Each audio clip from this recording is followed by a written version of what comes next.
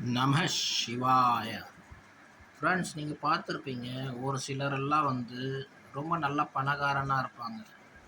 But ஒரு சிலர் வீட்டுக்கு போனால் அவங்க சின்ன சின்ன பொருள் திருடிடுவாங்க. வாட்சு இல்லை எதனா முன்னாடி எதனா ஒரு பொருள் இருக்குன்னா அதை திருடிடுவாங்க, திருடி வச்சுப்பாங்க. ஏன்னா பார்த்தீங்கன்னா நல்லா பணக்காரனாக இருப்பாங்க. அவங்களோட ஃபேமிலி பார்த்தீங்கன்னா அவங்க ஹஸ்பண்டும் நல்லா ரிச்சாக இருப்பார், ஒய்ஃபும் நல்லா ரிச்சாக இருப்பாங்க. பட் 2 பேரில் யாரோ ஒருத்தருக்கு அந்த மாதிரி தவறான யோகம் இருந்ததுன்னா அந்த மாதிரி யாருன்னா வீட்டுக்கு போனால் திருடிடுவாங்க. இல்லைன்னா கல்யாணத்தில் நிறைய பேர் சொல்லுவாங்க, நல்லா பணக்காரன், நல்லா எல்லாமே இருக்குது, நான் இந்த திருட்டு புத்தி ஏன் இவனுக்கு இருக்குது அப்படின்னு பேசப்படுவார்கள். எந்த கிரகம் அந்த மாதிரி இருந்தால் அந்த மாதிரி செய்வாங்க தெரியுமா? செவ்வாய்.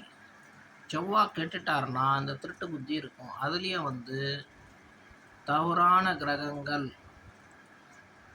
தவறுனா அசுர பிரகிருதி உள்ளது, அசுர நேச்சர் உள்ள கிரகங்கள் பார்வை பார்க்குதுன்னா இந்த மாதிரி ஜாதகன் ஜாதகி திருடனாக இருப்பார்கள். அவங்க வீட்டில் எல்லா விதமான வசதிகள் இருந்தும் இந்த மாதிரி ஒரு ஃபில்த்தி புத்தி அவங்கக்கிட்ட காணப்படும், ராங்கான புத்தி காணப்படும்.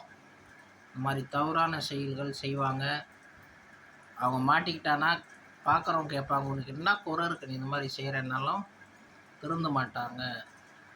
ஸோ இதுக்கு இந்த மங்களம் ஒரு சில குரூர கிரகங்களோட பார்வை தவறான இடத்துல பிளேஸ்மெண்ட் ஆயிருந்ததுன்னா ஜாதகன் இந்த மாதிரி சில லீலைகள் செய்வார்கள். நம சிவாய்.